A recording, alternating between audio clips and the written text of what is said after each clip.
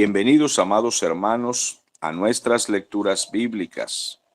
Todos nuestros hermanos y amigos que a diario están conectados con nosotros y también en las redes y en la radio escuchan nuestros mensajes, muy contentos de poder servirles. Estamos caminando a través de la palabra de Dios. Ahora nos ubicamos en la epístola que escribe el apóstol Pablo a Tito, ese amigo fiel, ese discípulo fiel que ayudó en misiones muy difíciles al apóstol Pablo. Al ubicarnos en el capítulo 3, hemos revisado ya algunos versículos muy interesantes. Dice la palabra del Señor: recuérdales, Tito, recuérdales que se sujeten a los gobernantes y a las autoridades, que obedezcan, que estén dispuestos a toda buena obra, que a nadie difamen, que no sean buscadores de peleas, es decir, pendencieros, sino amables, que muestren toda mansedumbre para con todos los hombres, porque nosotros también éramos como ellos en otro tiempo. Éramos insensatos, rebeldes, extraviados del camino, esclavos de concupiscencias, es decir, de distintos pecados y deleites diversos, viviendo en la malicia, en la envidia. Éramos personas aborrecibles y también aborrecíamos a otros. Nos aborrecíamos unos a otros. Pero cuando se manifestó la bondad de Dios, nuestro Salvador, y su amor para con los hombres, nos salvó, no por obras de justicia que nosotros hubiéramos hecho, sino por su misericordia, por el lavamiento de la regeneración y por la renovación en el Espíritu Santo, el cual derramó en nosotros abundantemente por Jesucristo, nuestro Salvador, para que, justificados por su gracia, viniésemos a ser herederos conforme a la esperanza de la vida eterna. Palabra fiel es esta, y en estas cosas quiero que insistas con firmeza, para que los que creen en Dios procuren ocuparse en buenas obras. Estas cosas son buenas y útiles a los hombres. Vamos a revisar a partir del versículo 5 hasta el 8, lo que nos dice el Espíritu Santo por la pluma del apóstol Pablo. Lo inspiró y lo guió a escribir estas palabras tan maravillosas, después de decirle a Tito que nosotros en otro tiempo éramos rebeldes, pero que el Señor por su gracia nos trajo. Y luego insiste y dice, nos salvó, pero no por obras que nosotros hubiéramos hecho, no por obras que pretendan ser justas, sino que Él nos salvó fue por su misericordia, por el lavamiento de la regeneración y por la renovación en el Espíritu Santo, en ese poder maravilloso del Espíritu Santo. Entonces el Señor nos salvó de esa culpa, de esa pena, de esa carga de llevar nuestros pecados. Pero la controversia a veces en estos versículos, una controversia que en lo personal me parece insignificante o me parece innecesaria, una controversia que no debería formarse, ya que la palabra es muy clara, pero que lamentablemente algunos no aceptan. El texto dice que nos salvó no por obras de justicia que nosotros hubiéramos hecho, sino por el poder del Espíritu Santo, por la obra del Señor, por su misericordia, por su gracia. Lo hizo por el lavamiento de la regeneración. El Señor nos lavó y nos regeneró en el poder del Espíritu Santo. Él fue quien hizo todo. Ahora bien, ¿de qué pecados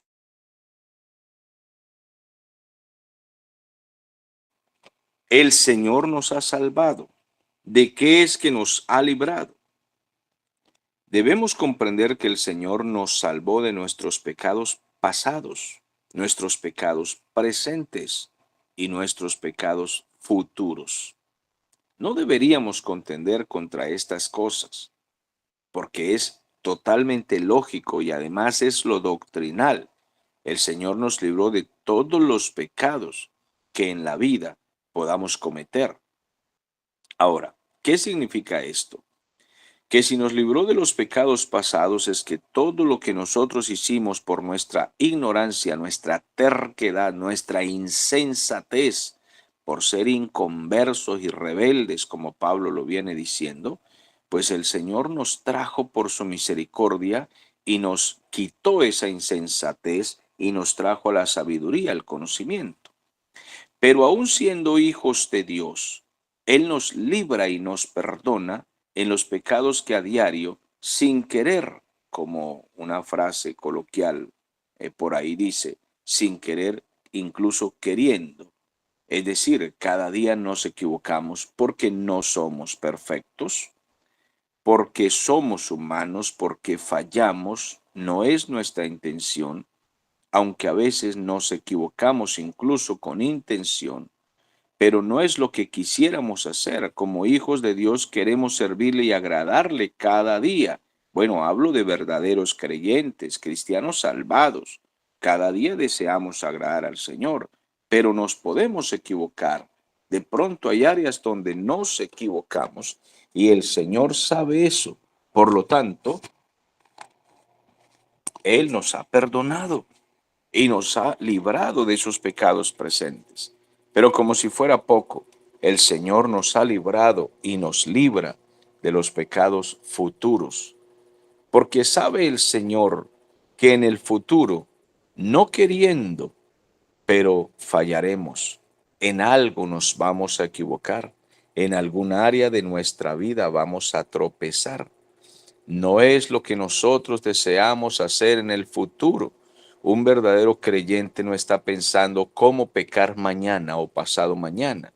El verdadero cristiano lavado, regenerado, está pensando cómo servir al Señor, cómo agradarle, cómo hacer una vida digna y que sea de fruto, fructífera, productiva. En eso está pensando un creyente que ha sido regenerado y salvado. Pero de alguna manera, por alguna razón, en algún momento, de pronto podríamos tropezar y el Señor de antemano nos ha librado de esto. Él sabe que tendremos que pedirle perdón. Él sabe que le fallaremos y por esto tendremos que arrepentirnos de algo en el futuro, aunque no esté en nuestros planes, pero el Señor lo sabe. Por tanto, Él, solo por gracia es que nos ha salvado. Por su soberanía y su decisión y su misericordia es que Él ha hecho esto. Esta es la parte doctrinal en la que muchos lamentablemente no están de acuerdo. De hecho, recientemente escuché a un buen pastor, un buen ministro de Cristo, un siervo al que amamos y apreciamos y predica por los medios de comunicación, pero él criticaba este mensaje y él mismo decía, ¿cómo es posible que algunos pastores digan que Dios nos ha salvado de los pecados futuros? O sea que nos están enviando es a pecar. Nos están enviando a cometer fechorías. ¿Cómo se les ocurre a estos ministros decir eso? No, Señor, no es de los pecados futuros, sino de los pecados pasados, decía él, según su opinión. Mis amados hermanos, es triste que buenos siervos de Dios opinen de esta manera.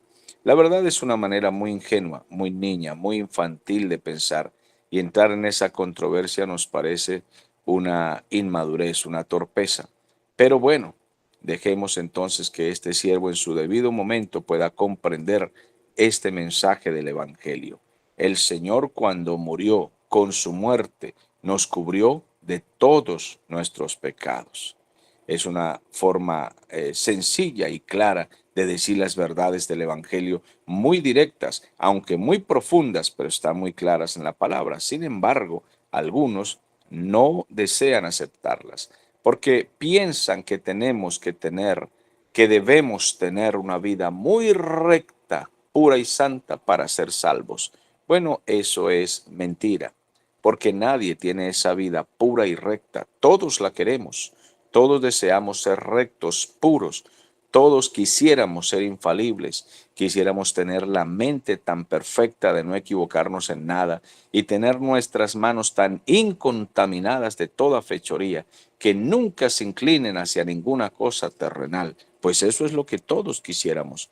Pero mientras estemos en este cuerpo terrenal, en esta vida terrenal, aunque no tengamos la intención de fallar, en algún momento tropezaremos y eso nos hace entender que dependemos enteramente de la gracia y la misericordia del Señor. Es que dependemos totalmente de Él. No es por algo que nosotros hayamos hecho bueno, sino por la gracia del Señor. La Biblia nos demuestra eso absolutamente por todas partes. Podría revisar rápidamente algunos textos, por ejemplo, Efesios 2:9 dice, no por obras, no es por obras para que nadie se gloríe. Romanos 3:20 nos dice, porque las obras de la ley, por las obras de la ley, por las obras humanas, ninguna persona será justificada delante del Señor, porque por medio de la ley es el conocimiento del pecado, pero no la salvación, no la salvación. Ahora bien, Romanos capítulo 4, versículo 4 dice, pero al que trabaja no se le cuenta el salario como un regalo, sino como deuda. Pero además de eso dice el siguiente versículo, dice, pero al que no trabaja, sino cree en aquel que justifica al impío, su fe le es contada por justicia. Qué maravilloso es el Señor cuando nos explica estas cosas tan claramente. Romanos 9:16 dice, porque no depende del que quiere, tampoco depende del que corre, sino que depende de Dios que tiene misericordia. Romanos 11:6 dice, y si es por gracia, entonces no es por obras. De otra manera, la gracia ya no sería gracia. Y si es por obras, pues entonces ya no es gracia. De otra manera, la obra ya no sería entonces obra. Gálatas 2:16 dice, sabiendo que el hombre no es justificado por las obras de la ley, sino por las obras, sino por la fe de Jesucristo. Nosotros también hemos creído en Jesucristo para ser justificados por la fe, por la fe. Ahora bien, Gálatas 3:11 nos dice, y que por la ley nadie se justifica ante Dios. Es evidente porque el justo por la fe vivirá. Y así sucesivamente podríamos leer Isaías 64, exactamente en ah, el versículo 64:6, dice la palabra del Señor, pues todos nosotros somos como cosa impura y todas nuestras justicias como trapo de inmundicia. Todos nosotros caímos como las hojas y nuestras maldades como el, nos llevaron como el viento. Nadie hay que invoque tu nombre, que se despierte para apoyarse en ti. Por eso escondiste de nosotros tu rostro y nos dejaste marchitar en poder de nuestras maldades. Entonces, la palabra del Señor por todas partes nos muestra que no hay forma de que el hombre pueda jactarse de ser bueno y de ser salvo. Porque no son los buenos realmente los que van al cielo, no son los que pretenden ir por sus propias obras y por su propia cuenta, sino los pecadores que se han arrepentido. Pero ¿cómo se han arrepentido? Porque el Señor por su gracia los trajo al arrepentimiento. Entonces, las buenas obras que hagamos no nos hacen merecedores de la salvación. Las buenas obras son el resultado de la salvación. Donde hay una verdadera salvación, pues lógicamente que habrá buenas obras. Si nosotros hemos sido redimidos, regenerados y salvados, pues el resultado es que demos fruto y que tengamos buenas obras. Eso es algo que es lógico. Una cosa suma a la otra. Si nosotros hemos sido traídos por el Señor, nos arrepentiremos. Y si nos arrepentimos, somos perdonados. Y si somos perdonados, hemos sido salvados y regenerados. Y si somos salvados y regenerados, tendremos obras justas por causa de la justicia del Señor, de la misericordia del Señor que ha sido impartida sobre nosotros. Entonces, debemos entender que la justicia de Dios demanda que haya castigo, un castigo merecido. Y ese castigo cayó sobre Cristo Jesús para que nosotros seamos justificados, es decir, tenidos como justos por medio de aquel que nos salvó.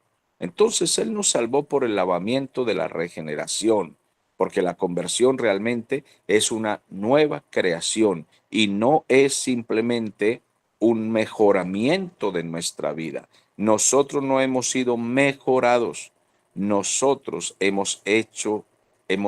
sido, eh, o Dios ha hecho de nosotros una nueva creación. Eso es lo que tenemos que comprender. Dios no vino para mejorarnos, Dios vino para hacernos de nuevo. Todo lo que era nuestro en el pasado, en nuestra vida carnal, ha sido por completo cambiado a una nueva creación. Entonces, esta purificación no tiene que ver con algo corporal, no es algo físico, sino es algo espiritual. Es allí donde se hizo la obra maravillosa.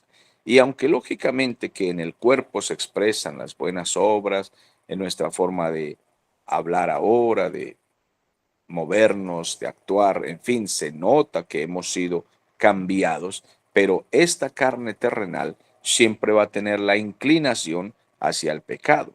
Por eso el Señor tuvo que perdonarnos de nuestros pecados pasados, presentes y futuros, porque sabe que nuestra carne vamos a tener que dominarla todos los días, porque hay una contienda total entre las obras de la carne y el fruto del Espíritu. Y esto es a diario. Tenemos un combate constante.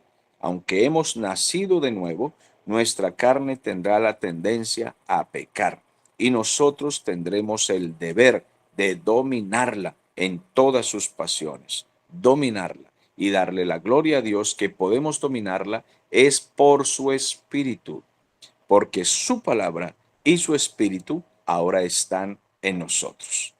Entonces, ese espíritu maravilloso que se ha derramado en nosotros abundantemente por Jesucristo, nuestro Salvador. Dios ha derramado ese Espíritu Santo en abundancia. Nosotros estamos llenos de Él y debe notarse que en cada creyente vive el Espíritu Santo desde el momento en que hemos renacido. No es aquello que algunos hermanos también suelen decir, que ya recibiste el bautismo del Espíritu, y les respondemos, claro que sí. El día que me arrepentí, fui bautizado, fui lleno con el Espíritu Santo. Ah, no, pero es que si no has recibido el bautismo del Espíritu Santo, es porque no tienes esta o cual manifestación. Especialmente se refieren al hablar en lenguas e introducen esto como una doctrina, incluso en algunos casos fundamental, porque hemos escuchado algunas iglesias y denominaciones que dicen que si usted no habla en lenguas, no está lleno del Espíritu Santo y tampoco es salvo. Algunas denominaciones suelen enseñar estas cosas, pero no es así. El Espíritu Santo llegó a nosotros y Él es suficiente. Desde el día que recibimos a Cristo de corazón y fuimos transformados, fuimos sellados y fuimos llenos con el Espíritu Santo. Él fue dado por medio de nuestro Señor Jesucristo a nuestra vida. Y así como la abundancia de la corte de los reyes impíos y los faraones tenían tantos favores para el pueblo. Y por ejemplo, cuando Faraón se portó con los hijos de Jacob y de José con tanta abundancia que les dio y tuvo misericordia, como si fuese un Dios que tenía misericordia de aquellos que llegaban a pedir compasión, porque realmente los faraones y los emperadores se creían dioses y cuando hacían un favor, una misericordia, ellos realmente pensaban que estaban salvando a la humanidad. Se creían dioses. Bien dijo el Señor Jesús, si vosotros siendo pecadores hacéis buenas cosas, por ejemplo, dijo a vuestros hijos, cuanto más vuestro Padre, que es un juez justo y es un Padre misericordioso, ¿no tendrá de vosotros compasión, no escuchará vuestras oraciones y no os dará buenas cosas? Os dará el Espíritu Santo. Entonces nuestro Dios nos ha dado su bendición, nos ha dado su Espíritu. nos ha llenado con su presencia y lo hizo por medio de nuestro Señor Jesucristo. Así de que somos llenos. Nosotros tenemos el gozo de conocer al Padre, al Hijo y al Espíritu Santo en la salvación. Eso es muy claro en la palabra. El versículo 7 dice, para que justificados por su gracia, llegáramos a ser herederos conforme a la esperanza de la vida eterna. Ese es el resultado inmediato de nuestra regeneración, que hemos sido justificados por su gracia y ahora somos herederos o coherederos, conforme a la esperanza de la vida eterna. Entonces, por esa redención que es solamente en Cristo Jesús, no es en Mahoma, no tiene nada que ver aquí ni Mahoma, ni Alá, ni religiones, ni la Virgen, ni los santos, como los idólatras dicen, que la Virgen es corredentora y que se va a Jesús por medio de María y los santos. Todo ese catecismo es perverso porque son añadiduras a la escritura. Son tradiciones de los hombres, doctrinas que se han implantado engañando a la humanidad. Es solamente por medio de Jesucristo que vamos al Padre y es solo en Cristo que hay redención y hay salvación. Así de que nuestro Dios nos ha computado como justos a nosotros. Es un acto asombroso de pura gracia. Hemos venido a ser herederos de todo lo que Dios ha preparado y ha prometido para todos los que le aman. Todos los que le aman. Y todo lo que se incluye aquí es por estar en Cristo Jesús, para Él. Todo es hecho por Él. Y estaremos en la eternidad y desde ya, que es lo que quisiera que puedan mis oyentes entender hoy. Ojalá yo pueda explicarlo bien. Nosotros desde el momento en que llegamos a Cristo, ya estamos sentados en lugares celestiales. Lo que sucede es que como no lo comprendemos bien, por eso a veces tenemos esa cara de amargados y de fracasados, porque no lo comprendemos. Al estar en esta tierra como peregrinos, nuestros ojos carnales nos obligan a mirar nuestras dificultades diarias.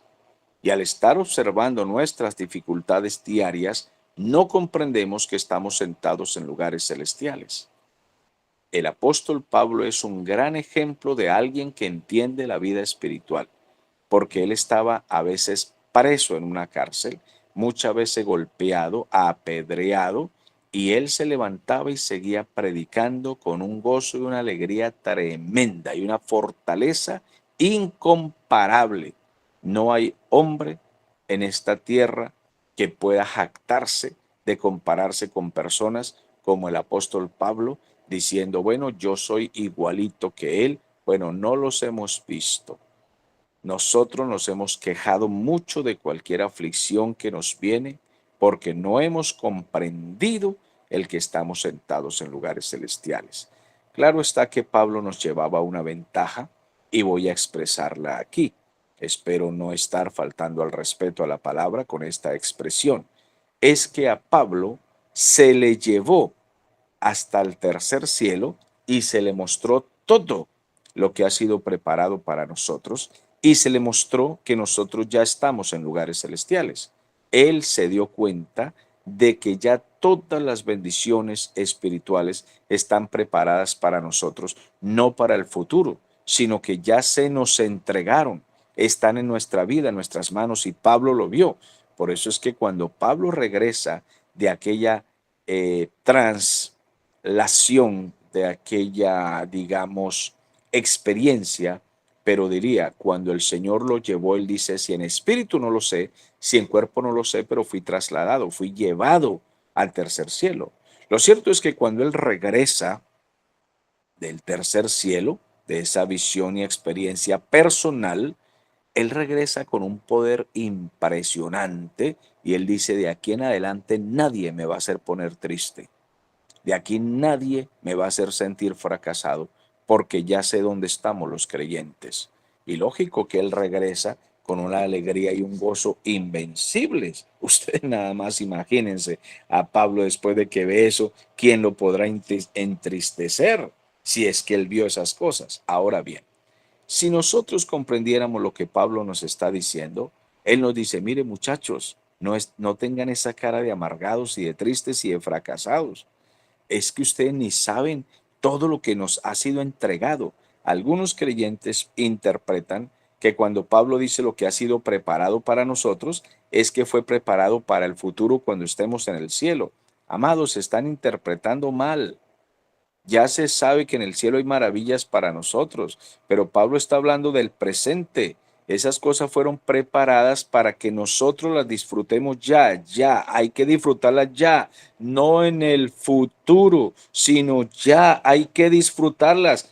Párese usted derecho y gócese de ser un hijo de Dios, porque usted pertenece al reino de la luz, de las riquezas espirituales. Usted tiene sabiduría, tiene ciencia, tiene dominio propio, poder de palabra, conocimiento, poder de entendimiento, tiene la palabra de Dios para entenderla, tiene unción del Espíritu Santo, potencia del Espíritu Santo, capacidad de hablarle a todos los seres humanos, sea quien sea. Usted puede hablarle de parte de Dios. Esto no pueden hacerlo los inconversos, amigo, hermano. Entonces deje esa cara de amargado. Los inconversos no pueden predicar el evangelio porque no están autorizados. ¿Por qué? Porque ellos andan en brujerías, en chismes, idolatrías, borracheras, orgías, adulterios, fornicaciones, mentiras, trampas, robo, chismes, calumnias, críticas, revoluciones, rebeldías. Ellos no están autorizados para predicar el evangelio porque andan en esas cosas. Pero usted ha sido rescatado.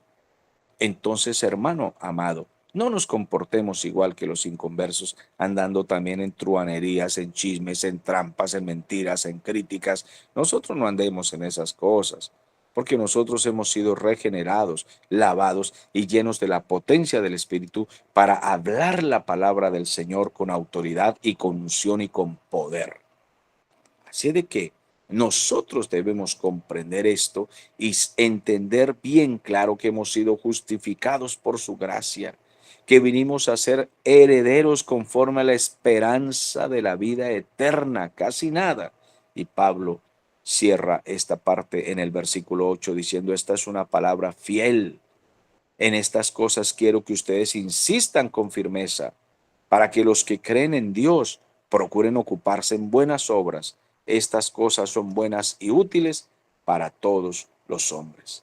Así de que cuando nosotros, amados hermanos, comprendemos esto y vivimos de acuerdo a ese sublime llamamiento que nos ha hecho el Señor, Pablo le dice a Tito, vívelo, insístele a otros estas cosas, enséñales allá en Creta, en donde te he dejado, en todas las ciudades, que los creyentes se ocupen de buenas obras, que no estén entrometidos, chismeando, calumniando, con una conducta perversa como todos los que no conocen al Señor, metiéndose con los vecinos, con las vecinas.